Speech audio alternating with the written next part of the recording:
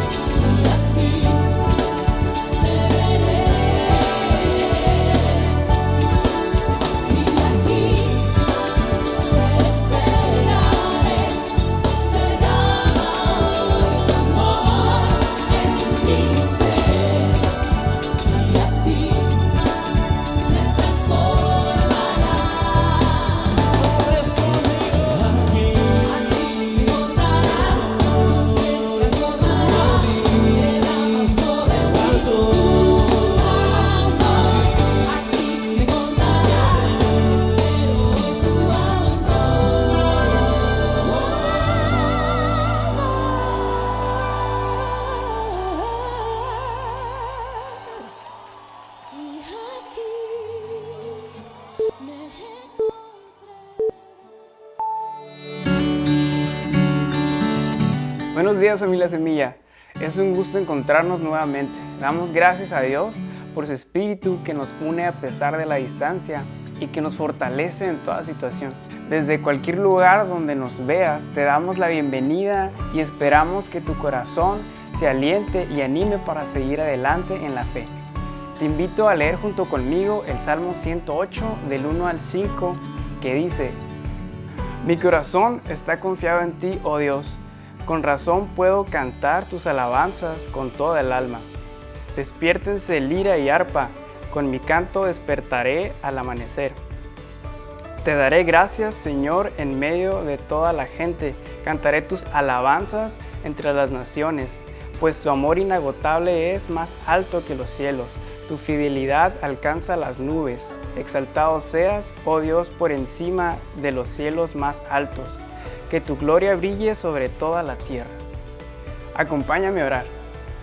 Señor, te damos tantas gracias, Padre, por este día, por permitirnos estar, no físicamente, pero sí por este medio de comunicación, alabándote y glorificándote, dándote toda la honra y gloria que solamente tú mereces, Padre Santo. Que esta reunión virtual sea de edificación para todos los corazones de cada uno de nuestros hermanos. Y dejamos todo en tus manos, en el nombre de Cristo Jesús. Amén.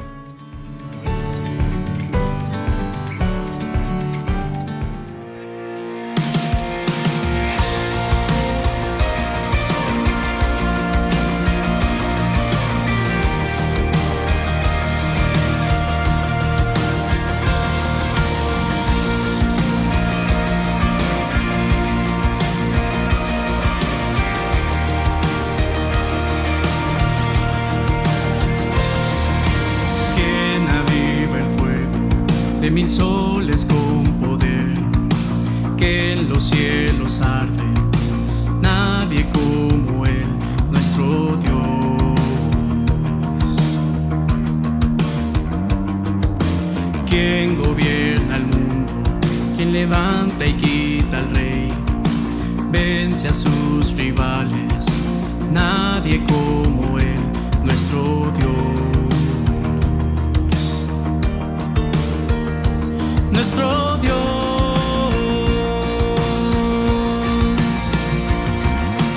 Santo, solo tú eres santo, sin igual en gloria, Santo Dios.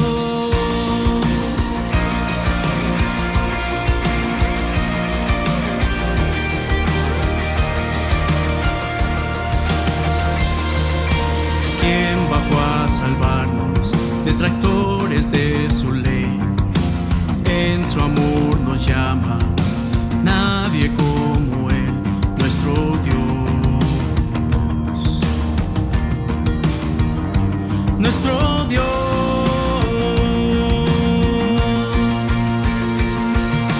Santo, solo tú eres santo, sin igual en gloria, incomparable, digno, solo tú eres digno, solo a ti adoramos, Santo Dios.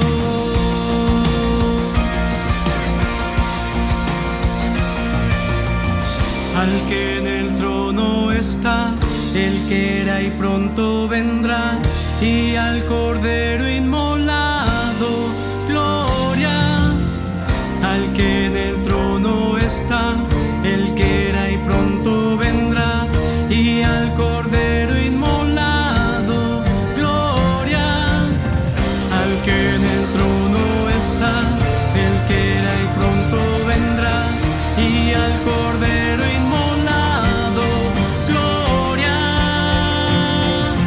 Santo, solo tú eres santo, sin igual en gloria, incomparable, digno, solo tú eres digno, solo a ti adoramos, Santo Dios.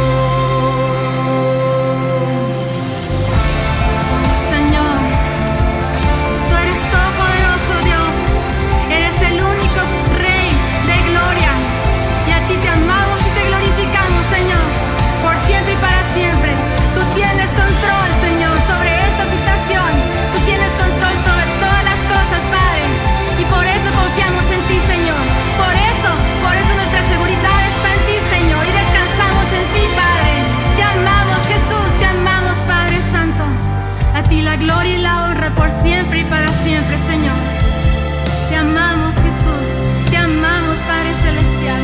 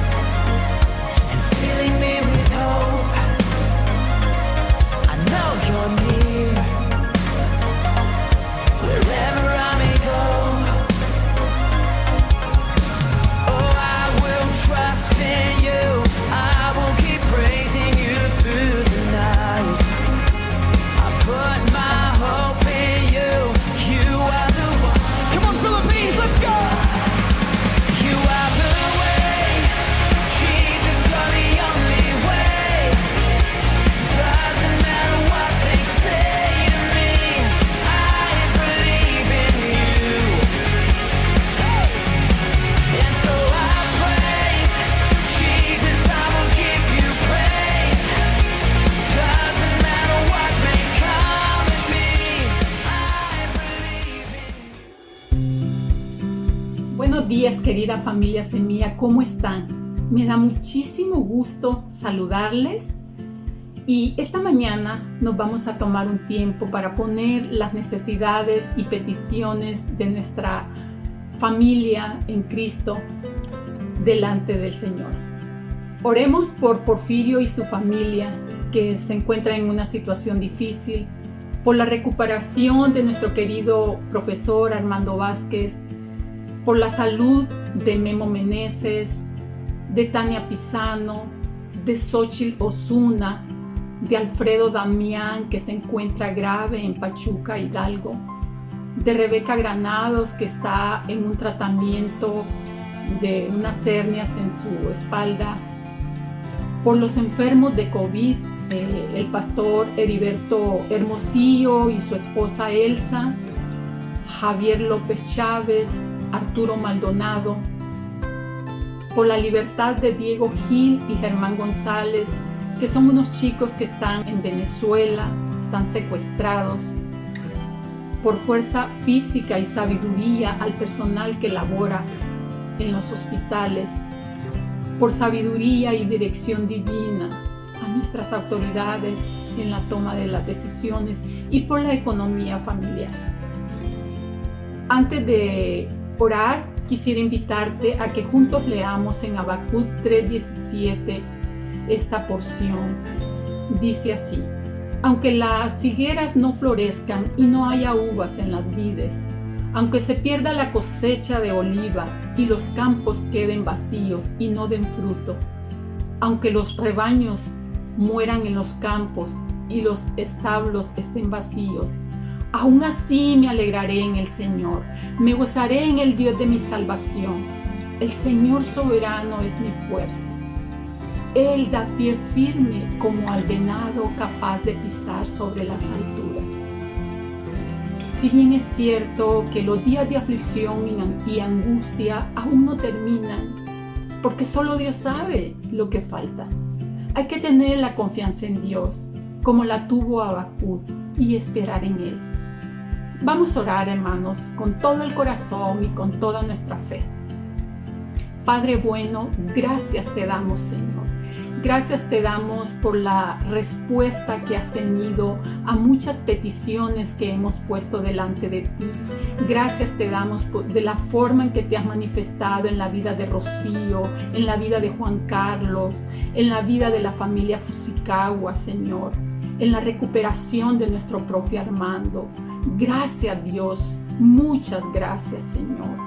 Pero seguimos poniendo delante de ti a cada uno de estos enfermos, Señor, por COVID, por cáncer, por diferentes enfermedades, Señor, que solo tú conoces, oh Dios, pero que para ti no hay nada imposible, Señor. Oramos porque cada uno de nuestros hermanos que están en enfermedad puedan tener su confianza plena en ti, la seguridad que tú les sostendrás, la seguridad que tú harás tu voluntad en ellos, Señor, y que tu voluntad siempre será la mejor. Gracias te damos, Señor, porque sabemos que tú estás con ellos y que tú estás escuchando nuestra oración. También te pedimos, Señor, por estos jóvenes que están secuestrados en Venezuela, que seas tú trayendo fortaleza a su familia, que seas tú trayendo la libertad a toda cautividad en la que ellos se encuentran, no tan solo física, sino también espiritual, Señor. Que ellos puedan clamar dentro de ellos y puedan encontrar en ti salvación primeramente y libertad, Padre, a sus vidas, Señor. Oramos por nuestro gobierno, por nuestras autoridades sanitarias, Señor, y todo el personal que trabaja en los hospitales, Señor. Cada uno de ellos necesita tu dirección. Cada uno de ellos necesita tu fortaleza, Señor. A ti clamamos porque no podemos ir a ningún lado, porque nuestra confianza está depositada en ti, que tú obrarás para bien, Señor, de los que te aman, y usarás a todas las personas que están en autoridad, Señor, para bendecir a tus hijos y para que tu voluntad se lleve a cabo aquí en la tierra, Padre. Oramos también, Señor, por la necesidad económica que se pueda estar presentando en cada una de las familias, Señor. Sabemos que no son situaciones fáciles, pero que para ti, ¿qué es la economía, Señor? Si tú sostienes a las aves, si tú vistes de manera tan bella a las flores del campo que son perecederas, ¿cómo no cuidarás de nosotros, Señor? Ayúdanos a no estar ansiosos, ayúdanos, Señor, a no estar angustiados, sino dirigirnos a ti con confianza, sabiendo que tú conoces cada una de nuestras necesidades, Padre. Ayúdanos a seguir confiando en ti en todo momento, como lo hizo Habacuc, que nosotros también podamos decir que tú eres el Dios de nuestra salvación. Todo esto, Señor, te lo pedimos en el nombre de Jesús. Amén. Sigamos confiando en la fidelidad y el amor de Dios. Él no cambia. Yo les invito que en la semana sigamos poniendo estas oraciones delante de Dios, y si aún no te unes a un grupo de oración, busca uno y verás que vamos a ser fortalecidos. Nuestra fe será fortalecida porque nuestra confianza será dirigida al que lo debemos de tener todo. Nuestros ojos deben de estar puestos en Dios en este momento. Que el Señor les bendiga a todos y les envío un abrazo fraternal.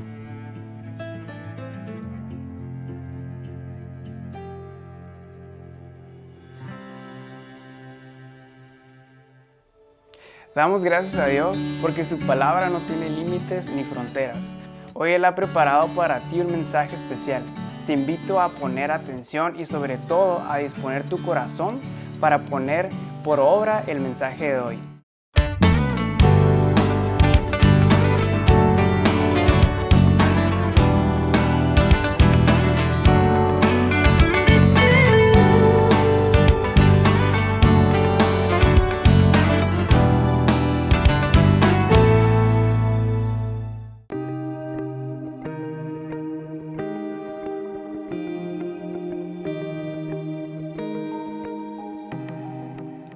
La Biblia está llena de exhortaciones a pelear para defender aquello que Dios nos ha dado. Por medio de historias y de declaraciones directas, la Escritura nos muestra las profundas implicaciones que hay en aferrarnos a lo que es nuestro. Incluso en Apocalipsis 3:11, el Señor demanda a Filadelfia, la iglesia fiel, a retener lo que tiene, para que ninguno le quite su corona. Ahora bien, algunos podrían argumentar que lo que es para ti, nadie te lo puede quitar. Sin embargo, no podríamos saber cuál es la intención detrás de estas palabras, ya que aunque parecieran expresar plena confianza, quizás ocultan un desinterés o un desgano por luchar por aquello que se ha recibido. La conquista de la tierra de Canaán por parte de los israelitas es la viva muestra de esta realidad. La tierra les fue dada por medio de una promesa, pero debían luchar por ella, tomarla y luego defenderla. El relato de hoy muestra a una valiente mujer que no dudó en hacer lo que fuera necesario con tal de no perder el privilegio que por derecho le correspondía. Dejemos que su historia nos inspire y nos impulse a ser valientes y osados en nuestra tarea de retener nuestra herencia a toda costa.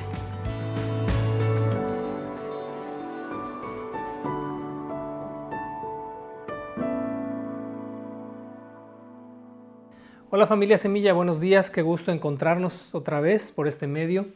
Te envío un abrazo a la distancia, esperando que hayas tenido una buena semana y aún dentro de todas las complicaciones que pudiste haber tenido, confiamos que la gracia de Dios siempre está ahí para ayudarnos y socorrernos en cualquier momento y en cualquier circunstancia. Como sabrás, ya hoy 26 de julio estamos en semáforo naranja en el estado de Baja California y seguramente algunos ya estarán preguntándose cuándo vamos a volver al auditorio. Bueno, quiero informarte o más bien reafirmar la información que el pastor Rubén de la Rosa nos dio hace un par de semanas, que a un semáforo naranja no es para nosotros todavía una opción de volver al auditorio porque las condiciones para que lo hagamos sería de solamente asistir un 25% de nuestra comunidad, pues cosa que obviamente haría imposible el poder seleccionar, si así fuera el caso, o determinar quiénes van, quiénes no van. Aparte de que tener una reunión distanciados los unos de los otros con 2 metros, estar usando cubrebocas durante 2 horas, no poder saludarnos, no poder abrazarnos, tener que cantar con cubrebocas sería yo creo que una reunión demasiado incómoda. Así que vamos a postergar nuestro regreso al auditorio hasta que consideremos que pues, todas las condiciones son propicias para que lo hagamos en el mejor de los entornos. Pero está muy pendiente de ello, te estaremos dando información conforme la tengamos.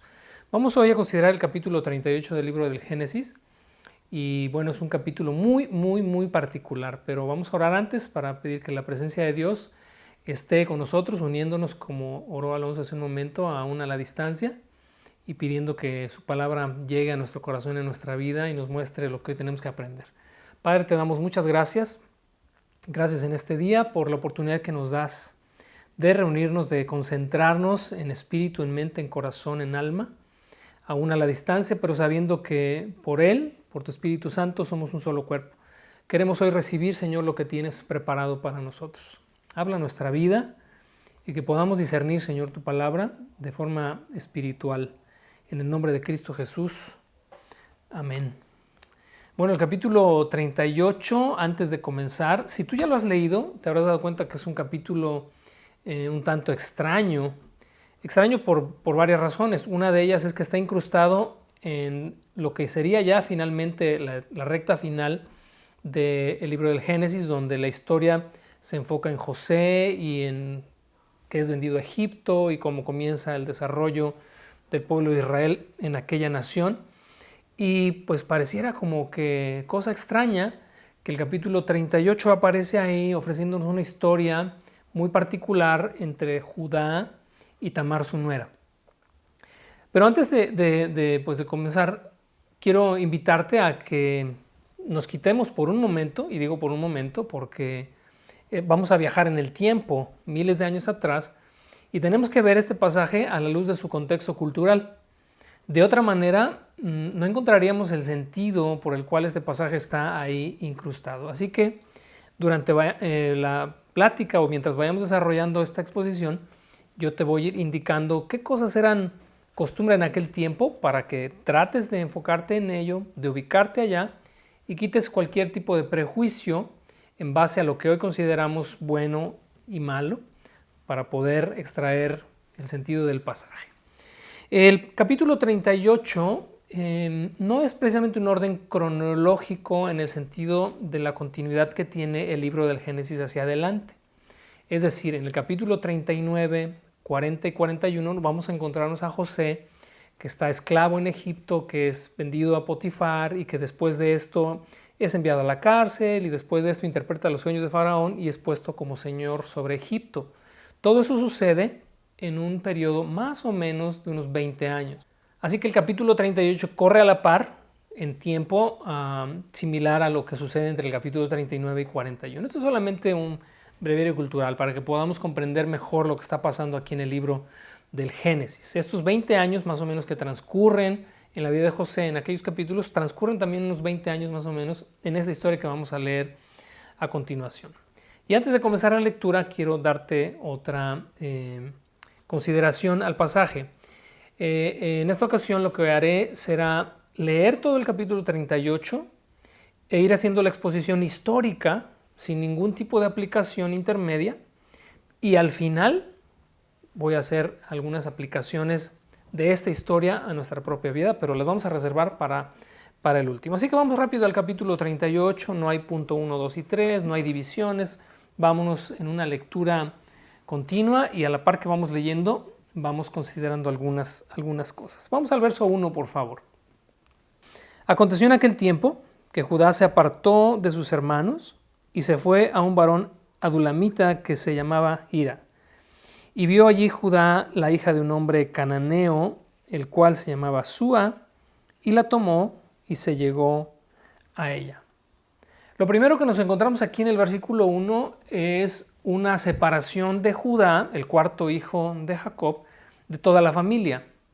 Si recuerdas en el capítulo anterior, cuando José es vendido por sus hermanos, primeramente Rubén fue el que dijo que no le mataran y que le arrojaran en la cisterna, pero después encontramos también a Judá de alguna manera intercediendo, si no tanto porque tuviera alguna consideración hacia José, porque no quiso llegar al extremo o permitir que sus hermanos llegaran al extremo de poner manos sobre él y matarlo y derramar la sangre de su hermano menor, José. Pero, aunque el pasaje no lo dice, pudiéramos quizás suponer que Judá se separa de sus hermanos, tal vez por remordimiento, porque recordarás que terminamos el capítulo anterior con un dolor increíble por parte de Jacob haciendo duelo por José. Quizás, y digo quizás, estoy haciendo una suposición, quizás Judá, viendo tal dolor en el corazón de Israel, no lo soportó y simplemente se alejó de sus hermanos. Pudiera ser esta una causa, pero pudiera ser cualquier otra. El hecho es de que se separa de ellos, algo muy inusual dentro de este nuevo pueblo que se estaba formando, el pueblo de Israel, porque parecía que la familia era como una especie de clan, moraban juntos, pastoreaban juntos, tenían a sus esposas, pero no dejaban de estar juntos como familia. Así que el pasaje es interesante en ese sentido, porque a partir de esta decisión que Judá toma, viene todo el desenlace de cosas que vamos a ver acá más adelante. Ahora dice el verso 2 que vio una mujer cananita y bueno, se casa con ella y dice que se llega a ella. Es un eufemismo que quiere decir que tuvo relaciones íntimas con ella. Vamos a leer el verso 3 en adelante. Y ella concibió y dio a luz un hijo, llamó su nombre Er. Concibió otra vez y dio a luz un hijo, llamó su nombre Onán. Y volvió a concebir y dio a luz un hijo y llamó su nombre Sela. Y estaba en Kesib cuando los dio a luz. Es curioso notar aquí que el nombre de esta esposa de Judá no se menciona. Es la hija de Súa. Las 2 o 3 ocasiones que se menciona a esta mujer se hace referencia a ella como la hija de alguien más.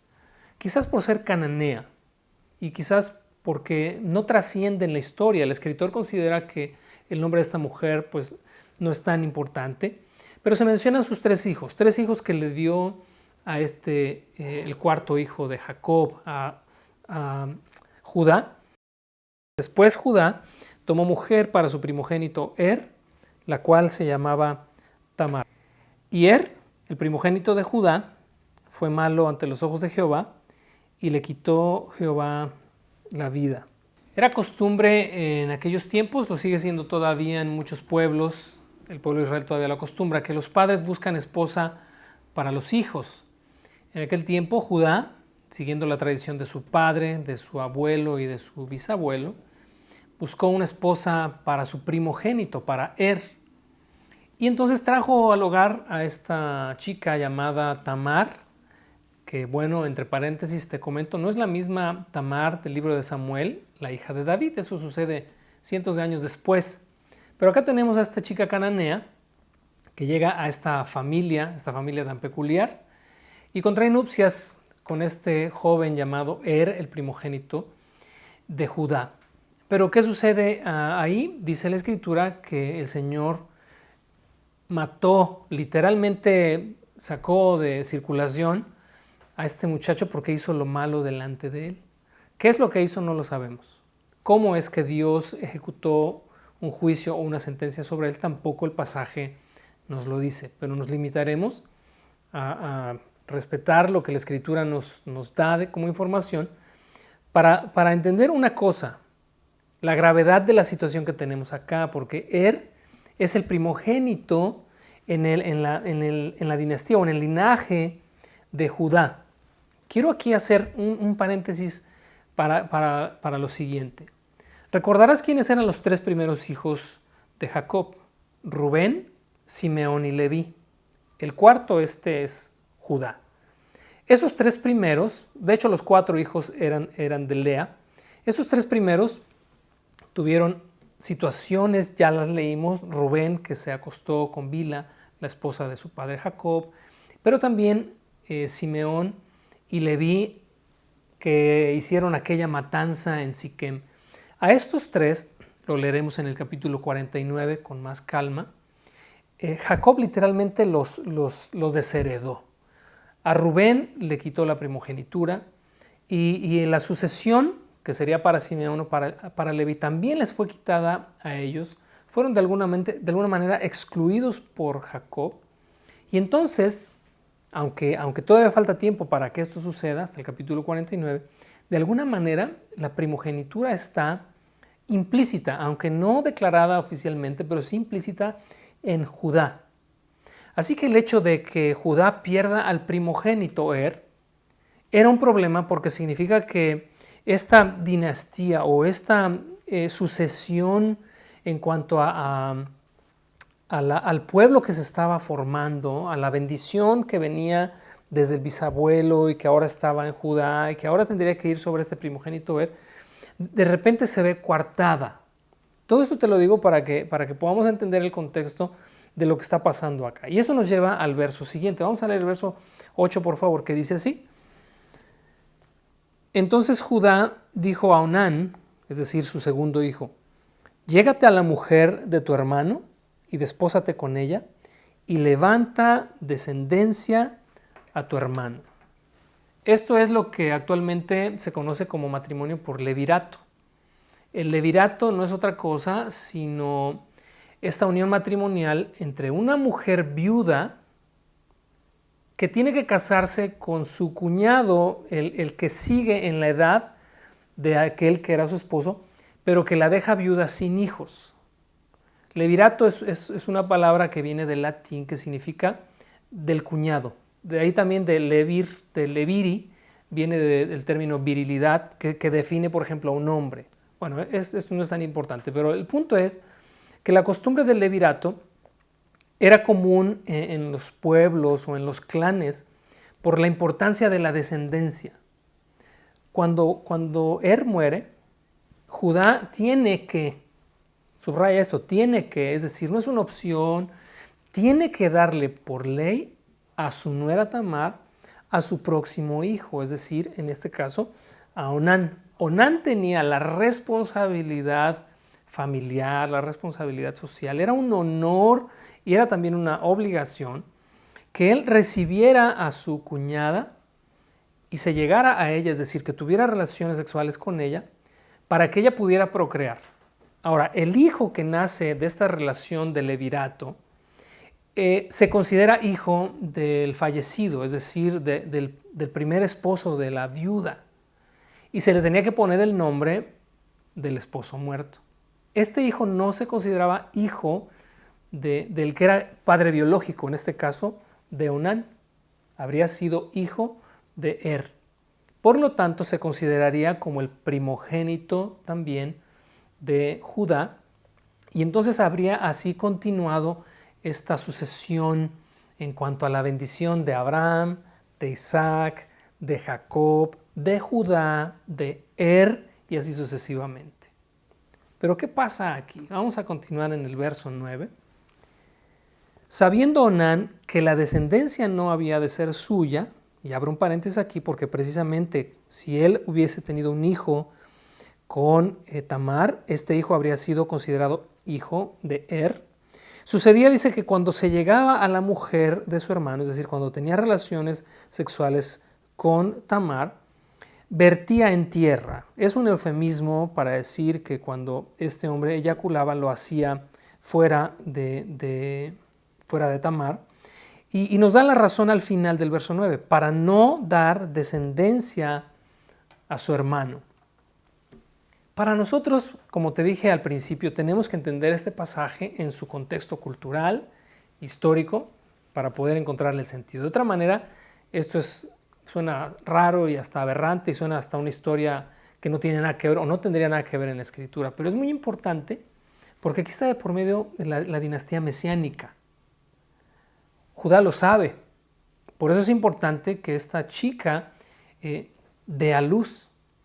Y entonces cuando Onán hace esto, de vertir fuera de ella por no darle descendencia a su hermano, en realidad está afrentando a su hermano muerto, está afrentando a su padre, pero está afrentando también a Tamar.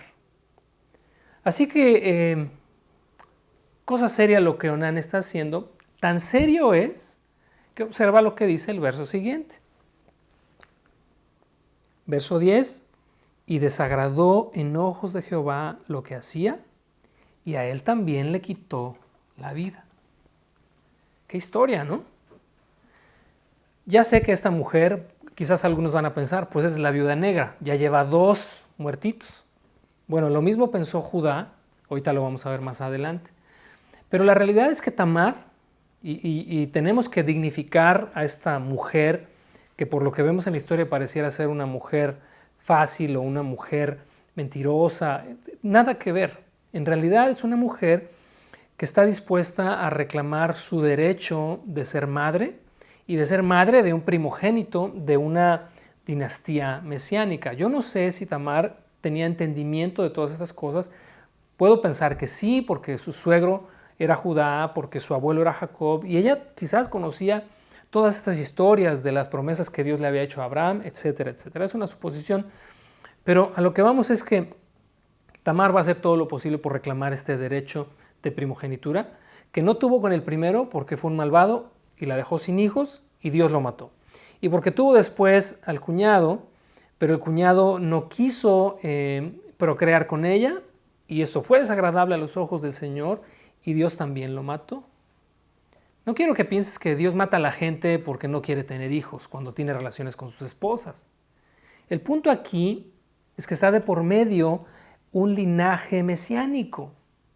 Y en el plan de Dios y en el proyecto de Dios está todo esto en mente. Así que lo que este hombre está haciendo es una afrenta no solo para Jacob, no solo para Tamar, no solo para su hermano muerto, sino también resulta ser una afrenta para Dios mismo.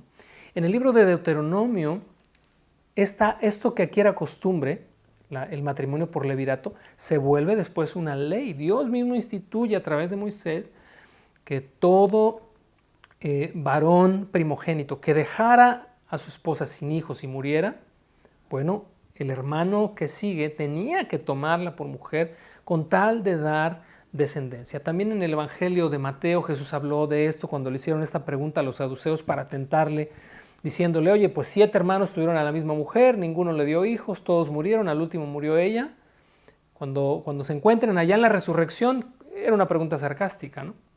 ¿De quién va a ser esposa esta mujer? Y Jesús les responde, ¿verdad?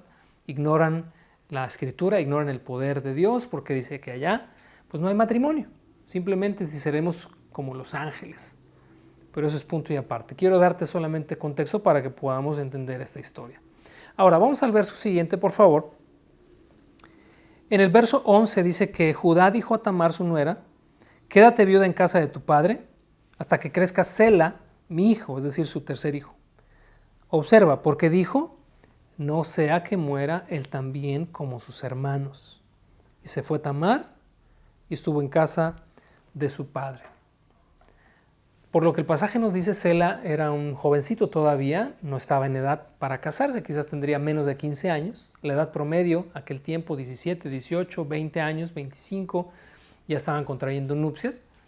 Pero Sela era el más pequeño, entonces Judá, de una manera pues quizás ya premeditada, le dice a Tamar, vete a casa de tu papá, permanece en tu viudez, es decir, no puedes casarte.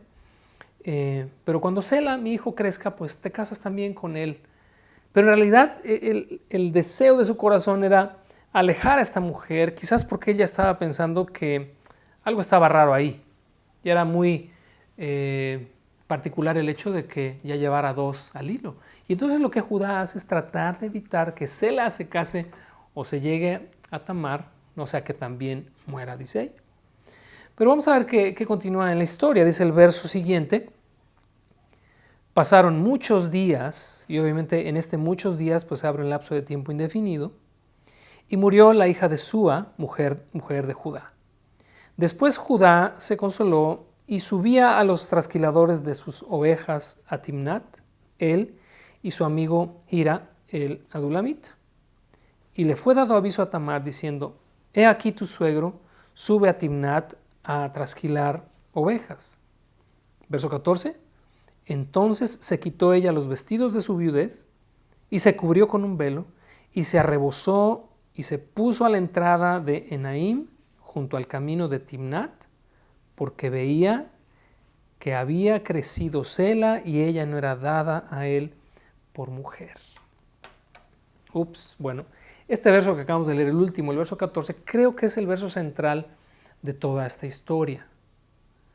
Pasan muchos días, y cuando dicen muchos días queremos suponer que ya son muchos años. Ya Sela dejó de ser un jovencito, un adolescente, ya es un joven maduro, que ya estaría de alguna manera en posibilidad de contraer matrimonio con Tamar. Pero Tamar había sido olvidada, había permanecido en este luto. Dice que estaba todavía vestida de viuda. No sé exactamente en qué consistía esta vestidura, pero imagínate 2, 3, 4, 5 años con el mismo vestido siempre en un luto continuo, cuando por derecho a ella le correspondía casarse con este hijo menor. Pareciera, te repito, si lo vemos desde nuestra óptica cultural, pues pareciera una mujer que nada más está buscando a quién amarrar, pero nada que ver. En realidad ella va a reclamar un derecho, el derecho de no ser más viuda y de procrear y de tener un hijo de esta dinastía abrámica, derecho que le ha sido negado injustamente por su suegro. Otro detalle que tenemos en el verso 14 es que cuando ella supo que su suegro iba para trasquilar las ovejas y que pasaría por ahí, ella se quitó el vestido de viudez, se puso un velo, se arrebozó y dice que salió a su encuentro. Ahora, esta vestimenta de la que ella se disfrazó era la vestimenta de una prostituta. Ella tramó todo un plan, ella sabía a qué iba y estaba dispuesta a todo con tal de no quedarse en ese estado. Vamos a leer lo que dice el verso siguiente, por favor.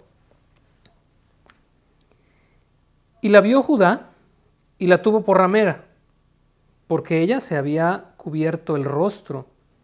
Y se apartó del camino hacia ella y le dijo, déjame ahora llegarme a ti, pues no sabía que era su nuera.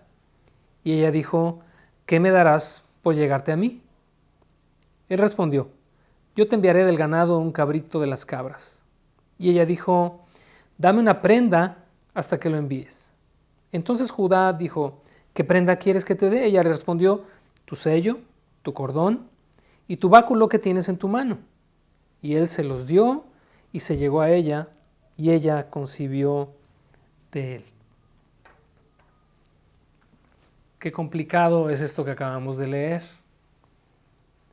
Definitivamente la actitud y la acción que toma Judá de considerar que era una ramera, que era una prostituta común. Ahorita daré una referencia a dos tipos de prostitutas que había en la tierra de Canaán, pero la ve como una prostituta común y simplemente quiere comprar sus servicios. Esto nos puede dar la idea de que Judá estaba siendo un tanto laxo en su moralidad y estaba cediendo mucha de su integridad al concebir esta práctica como algo normal. Quizás parte de su error al haberse alejado de su familia y ahora estar mezclado con los cananitas. Pero dejemos a un lado esto, lo que Judá está haciendo, para enfocarnos en Tamar, que es nuestro personaje principal en esta ocasión. Pero Tamar se viste así y le ofrece sus servicios y bueno, tienen relaciones sexuales, pero el pago sería un cabrito que Judá no tenía consigo. Y entonces ella le pide que le dé su bastón, su sello y su cordón. El cordón lo traían alrededor del cuello y con él sostenían este sello que era de alguna manera su firma. Representaba su autoridad, representaba su poder, aquello con lo que sellaba algún tipo de trato, etc.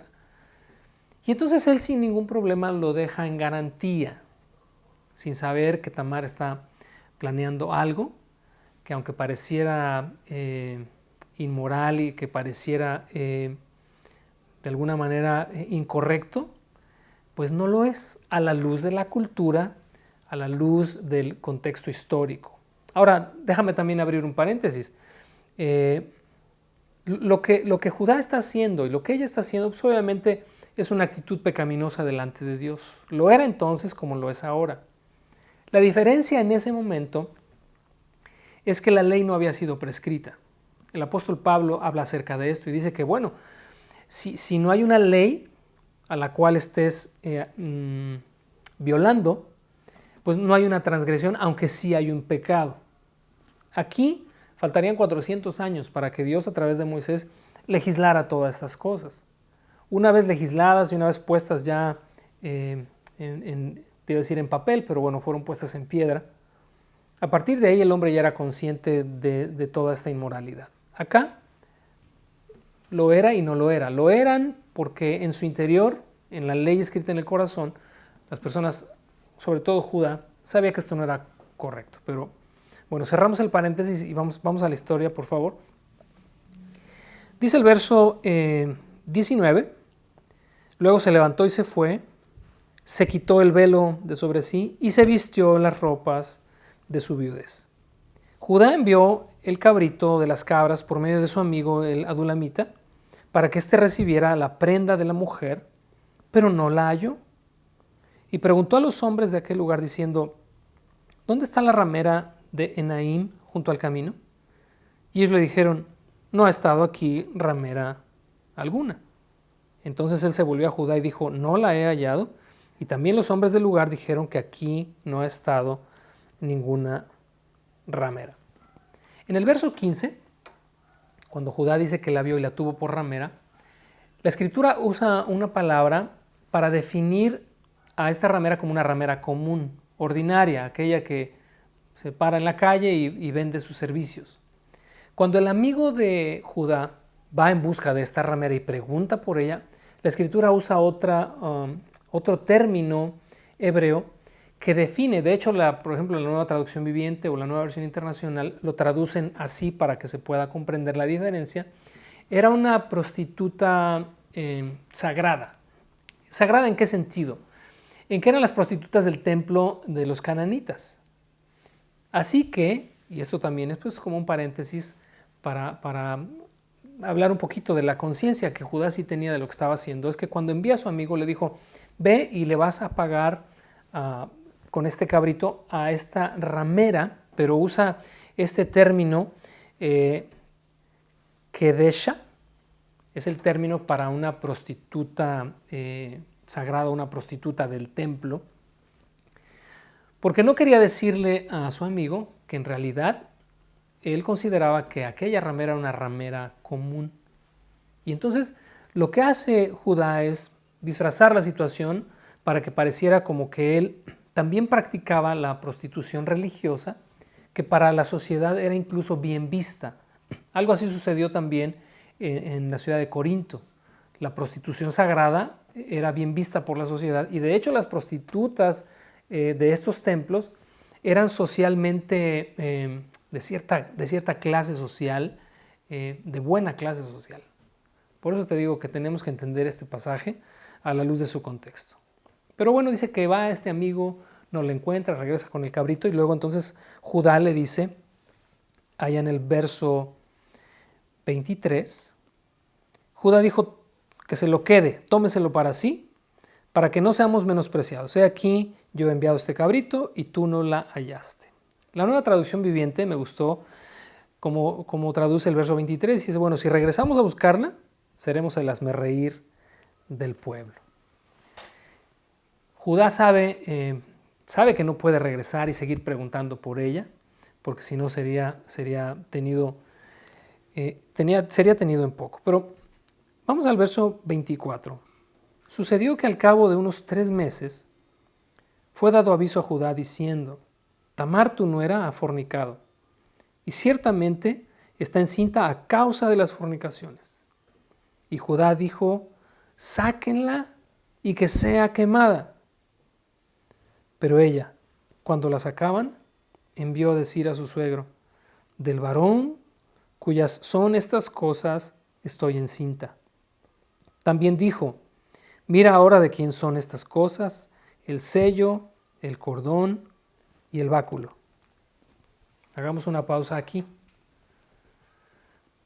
Fíjate que esta práctica también de que una mujer que fuera sorprendida de adúltera o de fornicaria, aún, fíjate, en estas costumbres cananitas, era lícito apedrearlas o era lícito quemarlas. Es curioso que muchas de esas prácticas, que también las adopta el pueblo de Israel, después también se legislan a través de Moisés. Por eso aquella ocasión, cuando fue traída una mujer sorprendida en adulterio delante de Jesús, el pueblo iba a apedrearla, porque conforme a la ley, esa era la práctica. De hecho, Dios es quien había determinado que así es como tenía que morir una mujer o un hombre también sorprendidos en adulterio.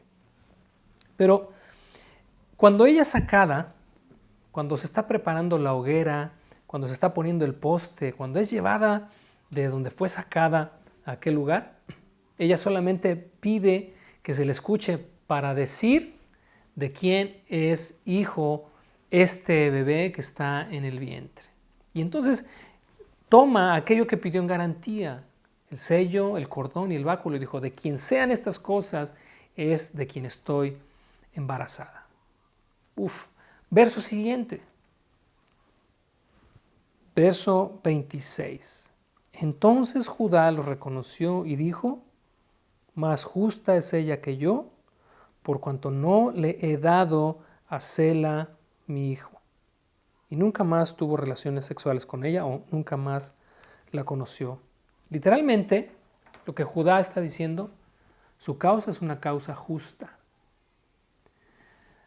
En el contexto de lo que venimos viendo, cuando Judá se entera de que Tamar, su nuera, había hecho todo esto, porque estaba reclamando un derecho del cual ya te hablé, Judá entiende que su reclamo, incluso que su acción, aunque no fuera correcta, aunque la forma o el medio a través del cual ella lo obtuvo no fuera el mejor ni el más moral, porque a final de cuentas fue un engaño, ella estaba en su derecho de embarazarse y de tener un hijo. Y entonces el mensaje de Tamar para Judá es, si no me vas a dar a tu hijo menor, entonces tú me vas a dar un hijo. Esto es de verdad súper interesante porque te recuerdo, cuando esta mujer quedara embarazada por algún pariente de Judá, este hijo que ella tuviera sería el primogénito y entonces a partir de ese primogénito continuaría el linaje mesiánico. No hay tiempo, pero te lo dejo de tarea porque pasajes te vas a encontrar muchos. De hecho, Mateo capítulo 1, fíjate, en las genealogías o en la genealogía de Jesús que Mateo traza desde Adán, pasa por el hijo de Tamar, el primogénito de Tamar. Tamar pasa a la historia.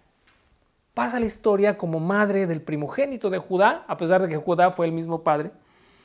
Y es a partir de ahí que continúa el linaje de Cristo. Por eso te digo que no podemos ver a Tamar aquí como una cualquiera. En realidad es una mujer que está clamando por justicia y la obtiene. A cualquier costo, pero lo obtuvo. Vamos a terminar con el pasaje para ir a las aplicaciones rápido. Y entonces dice el verso 27, aconteció que al tiempo de dar a luz, he aquí que había gemelos en su seno. Sucedió que cuando daba a luz, sacó la mano el uno, y la partera tomó y ató a su mano un hilo de grana, diciendo, este salió primero.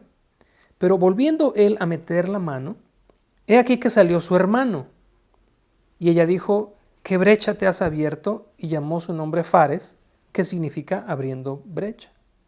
Después salió su hermano, el que tenía en su mano el hilo de grana, y llamó su nombre Sara, o en otras versiones, Sera.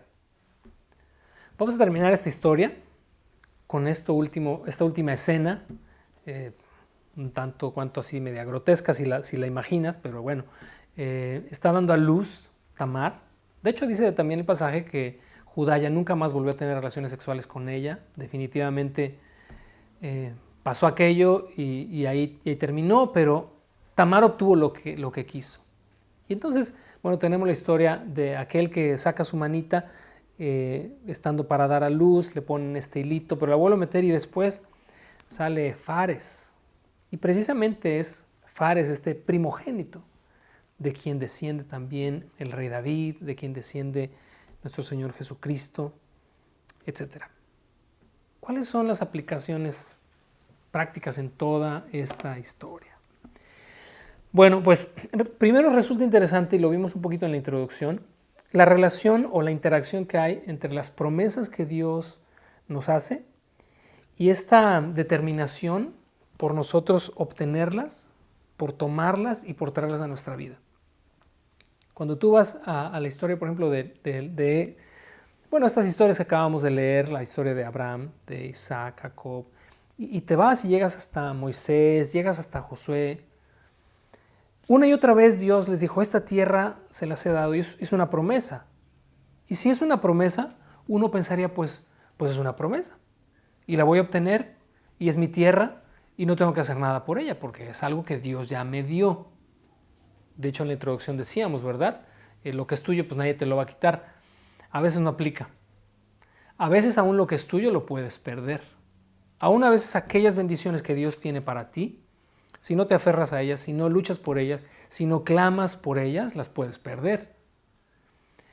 Por esa razón es que Dios, cuando les promete esta tierra, le dice a Josué, cuando ya es momento de poseerla, mira que te mando que te esfuerces y seas valiente, no temas ni desmayes, yo voy a estar contigo, pero tú vas a repartir esta tierra a las tribus de Israel y todas van a tener que luchar por ella porque la tierra está ocupada. La tierra tiene personas que la habitan y vas a tener que sacarlos a todos. Y yo voy a estar contigo cuando los expulses porque esa tierra te la he dado a ti. Pero tú tienes que hacer algo.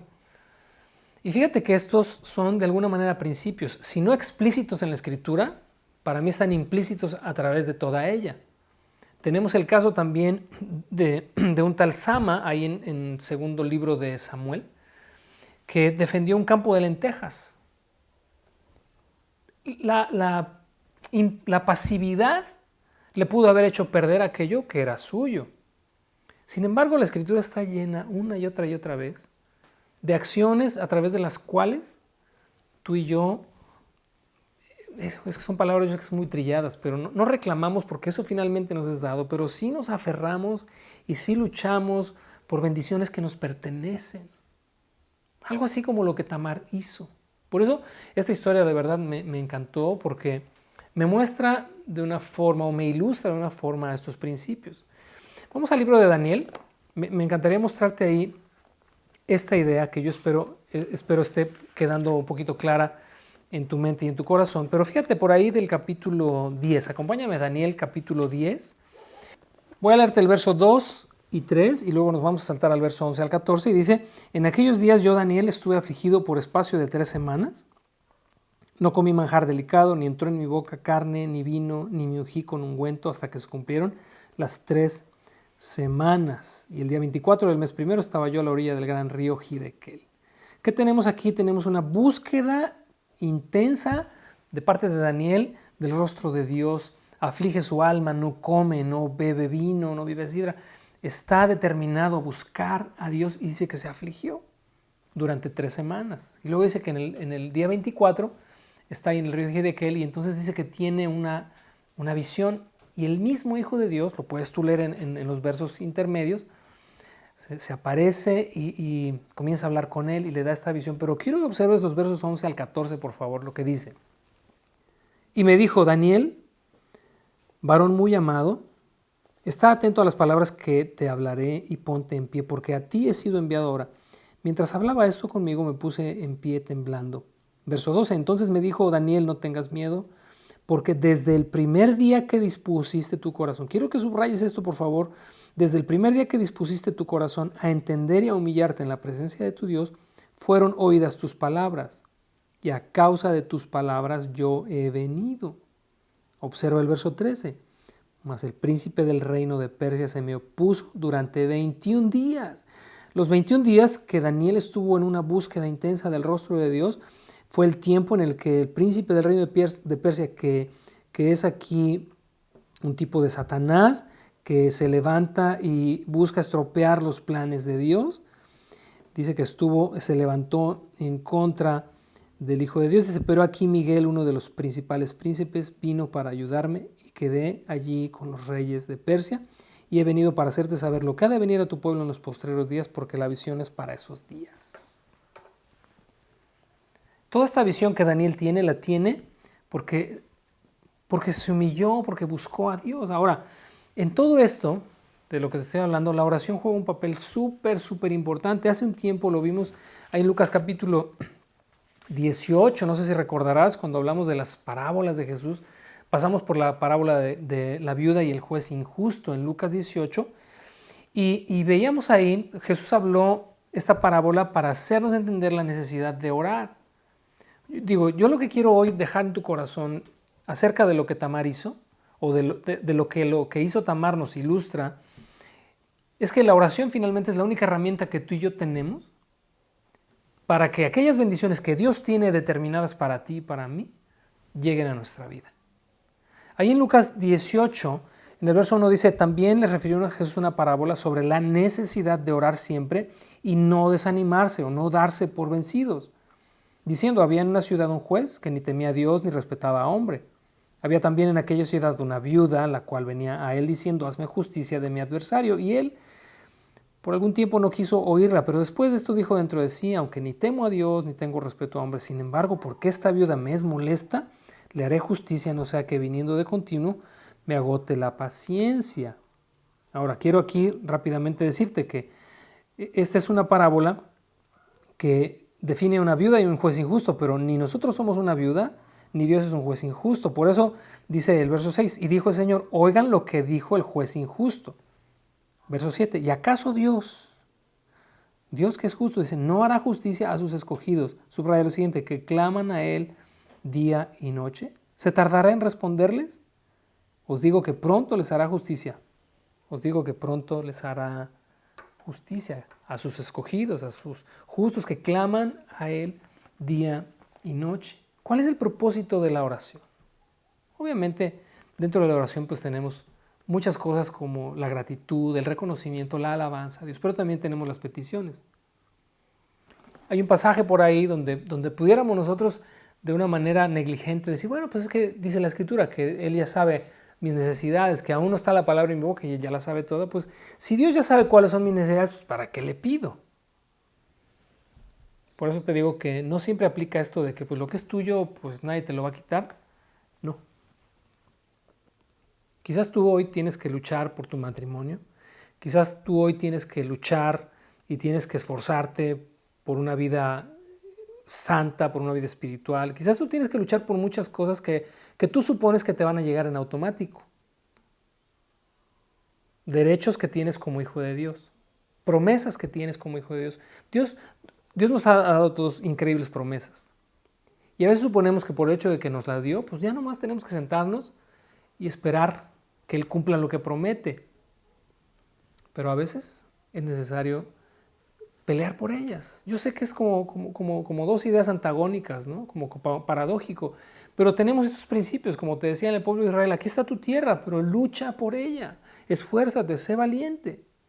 El día de ayer platicábamos con una pareja ahí de la congregación a la que amamos mucho, y entonces en este proyecto que están realizando de casa, él decía, y a mí me sirvió mucho ayer dije, bueno, esto espero que me sirva para ilustrar lo que hoy quiero decir, pero él decía que durante mucho tiempo el trámite para la construcción, para el crédito de Infonavit, había tardado años.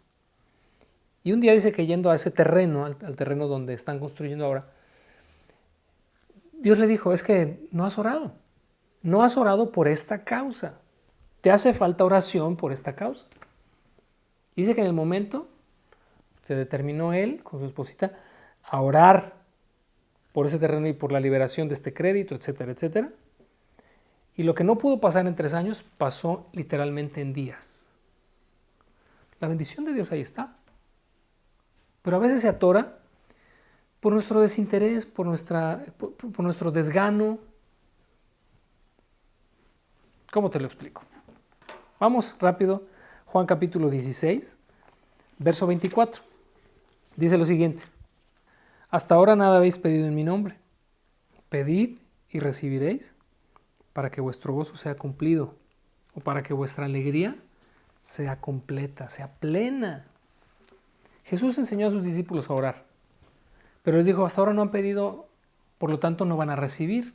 Ahí también en el Evangelio de Mateo, fíjate, vamos a Mateo capítulo 7, ya estamos por terminar y yo espero de verdad que todo esto esté, porque ya lo escuchamos en alguna ocasión, esto ya lo escuchamos hace un par de años, Mateo 7, 7 al 11. Pedid y se os dará, buscad y hallaréis, llamad y se os abrirá. Porque todo aquel que pide recibe, y el que busca halla, y al que llama se le abrirá. ¿Qué hombre hay de ustedes que si su hijo le pide pan le dará una piedra, o si le pide un pescado le dará una serpiente? Pues si vosotros siendo malos sabéis dar buenas dádivas a vuestros hijos, ¿cuánto más vuestro Padre que está en los cielos dará buenas cosas a los que le pidan? ¿Te das cuenta? No demos por sentado que todas las bendiciones que Dios nos quiere dar llegarán en automático. Te pregunto, ¿Dios quiere la sanidad de todos nosotros? Por supuesto. ¿Pero por qué crees que publicamos cada semana una lista de necesidades? Porque aunque la voluntad de Dios sea bendecir, sanar, es necesario luchar. Estoy usando estos términos de luchar, pelear, arrebatar, pero entiende la idea, es simplemente tomar lo que es tuyo a través de una determinación, no de iniciativa, porque finalmente la iniciativa la toma Dios, pero sí de una respuesta, es decir, que Dios puede identificar en tu corazón y en el mío que realmente aquello que estamos pidiendo nos interesa recibir. Es como aquella mujer, ¿te acuerdas que tocó el manto de Jesús? Ella pudo haber dicho, Señor, pues sáname, gritar, ¿no? Y si Jesús pasa de largo, pues dijo, bueno, ni modo, no era para mí. O lo que es para ti nadie te lo va a quitar. Se metió entre la gente, ¿recuerdas el pasaje? Y tocó el manto de Jesús. Dijo, si toco su manto seré sana. Bueno, conoces ya la historia. Quiero ilustrar esto para cerrarlo y terminar con Mateo capítulo 15, verso 21 al 28, que es la historia de la mujer sirofenicia, que también se acercó a Jesús con una petición. Dice el pasaje, saliendo Jesús de allí, se fue a la región de Tiro y de Sidón, y he aquí una mujer cananea que había salido de aquella región y clamaba diciéndole, Señor, Hijo de David, ten misericordia de mí. Mi hija es gravemente atormentada por un demonio. Pero Jesús no le respondió palabra. Quiero que observes esto, por favor, y lo subrayes. Jesús no le respondió palabra.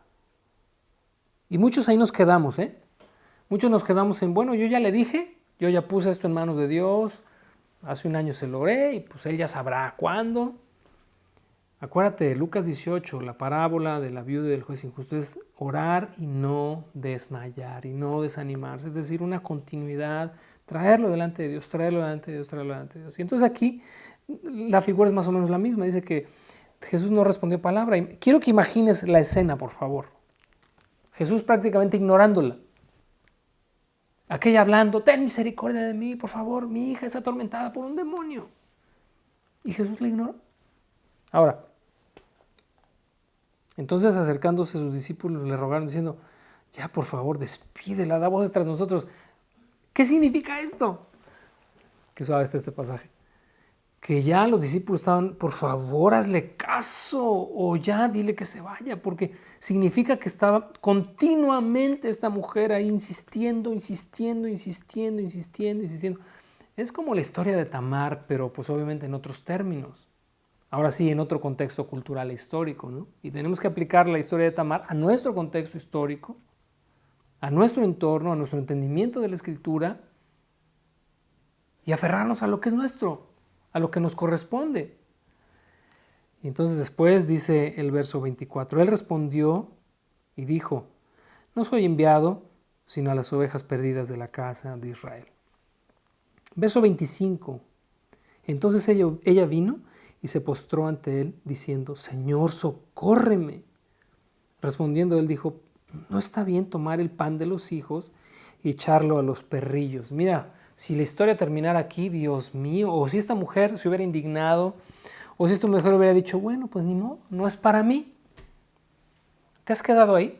¿Te has quedado en, bueno, pues quizás esto es insalvable, quizás ya no puedo solucionar esta situación, quizás es el fin de esto, de aquello, de lo que tú estés viviendo, lo que tú estés pasando, no lo sé. Pero ¿cuáles son las palabras de esta mujer? Sí, Señor. Como diciendo, tienes razón, pero aún los perrillos comen de las migajas que caen de la mesa de sus amos. Uf. Entonces respondiendo Jesús dijo, oh mujer, grande es tu fe, hágase contigo como quieres.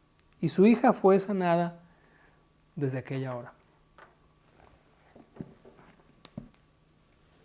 Creo más claro ni el agua, ¿no? Bueno, haz tu propio resumen, haz tus propias conclusiones. No te invitaría quizás a que en la semana regreses al pasaje de Génesis 38. Más bien te invitaría a que busques a través de la Escritura o regreses a esos pasajes que acabamos de leer en los Evangelios y puedas ver en estas personas determinadas a obtener esta bendición, o reflexiona mucho en aquello de que el que llama se le abre, el que busca encuentra, para que puedas dejar que Dios hable a tu vida, habla a nuestra vida y nos haga entender esta gran necesidad que tenemos tú y yo de apropiarnos. Quizás es la mejor palabra que luchar y que pelear y que arrebatar, pero apropiarnos de aquello que es nuestro. Hay un montón de bendiciones en los cielos destinadas para ti. Toma el ejemplo de Daniel.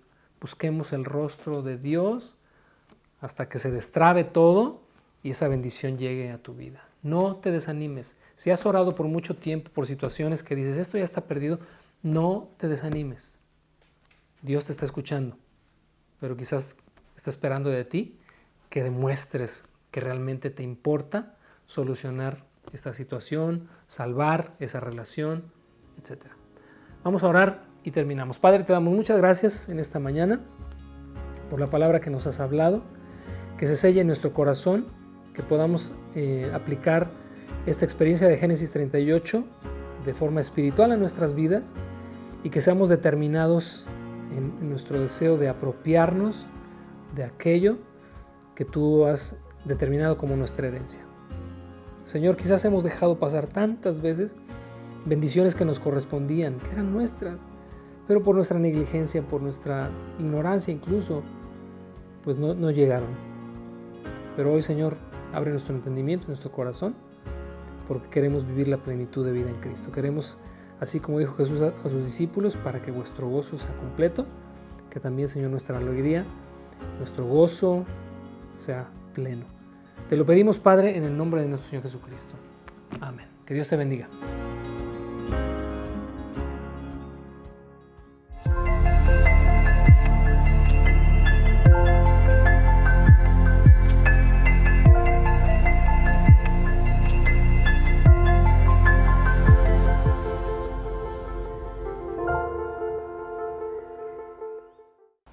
Hola, mi nombre es Omar Castillo, aquí orgullosamente de Semilla.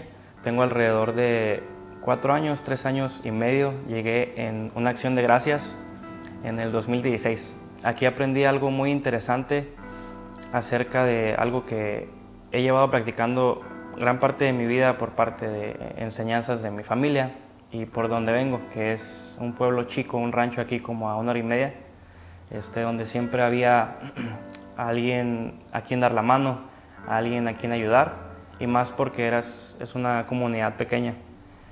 Siempre mis padres me enseñaron a ayudar, a extender la mano a alguien, y es cuando conozco a Cristo, cuando llego a esta iglesia, en donde todo cobra un sentido especial, en donde todo toma un rumbo único, y es que debemos de amar al prójimo.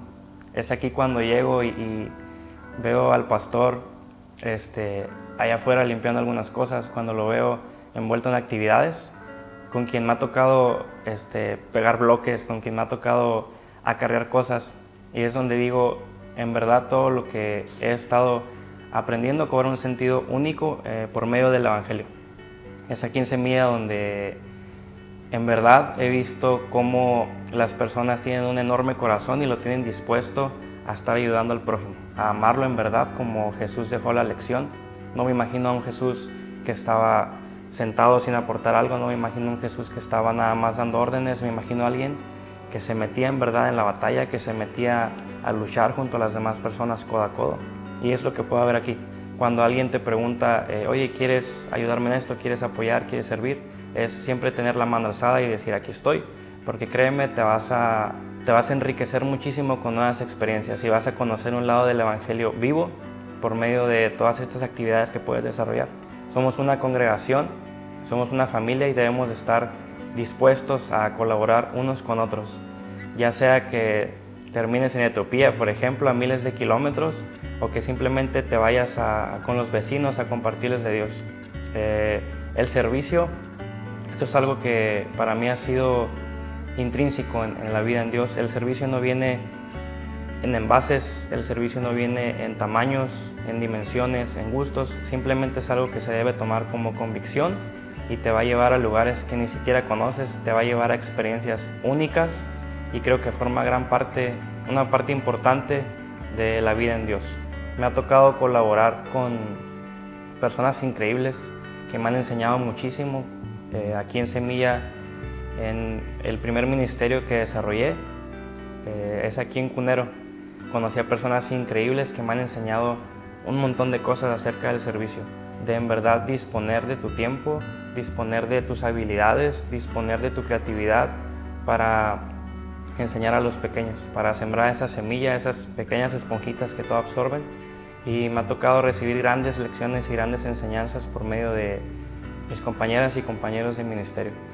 En alguna ocasión estaba a manera de devocional leyendo con algunos compañeros un pasaje en Marcos 2, lleva como título de que Jesús sana a un paralítico. Y mirábamos esta parte de una perspectiva distinta, en donde Jesús se encontraba platicando con algunas personas. Se corrió la voz de que se encontraba en un lugar, en una casa, y un grupo de amigos lleva a un compañero de ellos que se encontraba paralítico. Al ver a la multitud, se les hacía imposible acercar a esta persona a Jesús. Lo que deciden es, a manera de astucia, observan la cubierta en donde se encontraba Jesús y hacen un agujero. Entre los 4 descienden sobre el lecho en el que se encontraba el paralítico a esta persona, y nos concentramos en otra parte. Después de esto, Jesús lo sana, tiene algunas palabras para quienes lo acompañaron y después se dirige a otras personas. Pero nos quedamos concentrados en una parte en específico, y es qué pasó después. Y por ejemplo, tú no ves escrito en ese pasaje que el techo fue reparado, pero sin duda alguna alguien se tomó el tiempo para repararlo, pero no está escrito. Y es gran parte importante. Sabemos que todo es únicamente para el Señor, como nos dicen Colosenses, hace todo como para el Señor. Y muchas veces no te va a tocar protagonismo, muchas veces no te va a tocar que escriban tus historias, pero sin duda alguna alguien tuvo que reparar ese techo, y sin duda alguna alguien después de eso tuvo que limpiar, sin duda alguna alguien tuvo que hacer algunos ajustes para que todo volviera a estar como la normalidad. No iban a dejar ese agujero ahí. Sin embargo, no se mencionó. Algo que siempre he tenido presente es lo que mencionaba, el servicio no viene en envases y a veces no nos va a gustar o nos va a confrontar, nos va a ir en contra de nuestra zona de confort, pero es de lo que se trata, de tener nuevas experiencias y saber que todo es para Dios, que todo es para Jesús. Quiero aprovechar este espacio para a toda la comunidad de Semilla, que tengamos conciencia de que estamos en un lugar en el que somos acogidos, en el que somos invitados a servir. Quiero animarte a que tomes toda oportunidad, a que cuando te pidan que alces la mano para servir en algo, simplemente lo hagas. Dios se va a encargar de lo demás. A lo mejor no te sientes preparado, o tienes nervios, o no estás listo, o crees que va a ser difícil, pero si hay algo en tu corazón que te dice que lo hagas, toma esa oportunidad, no la dejes pasar, porque estarás dejando pasar grandes bendiciones que van a enriquecer grandemente tu nueva vida. Vas a estar haciendo la obra, la gran comisión, y es de lo que se trata esto. Te animo a que no dejes de alzar la mano, a que no dejes de participar, a que tomes todas las oportunidades que se presenten y no digas que no. Simplemente di que sí, que estás ahí presente y toma todas las oportunidades que se vengan.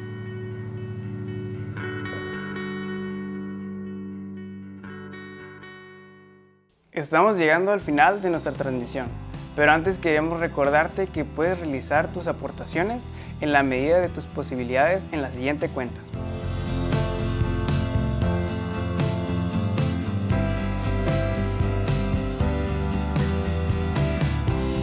Recuerda que si tienes alguna situación difícil durante la semana, ponte en contacto con alguno de tus líderes o mentores.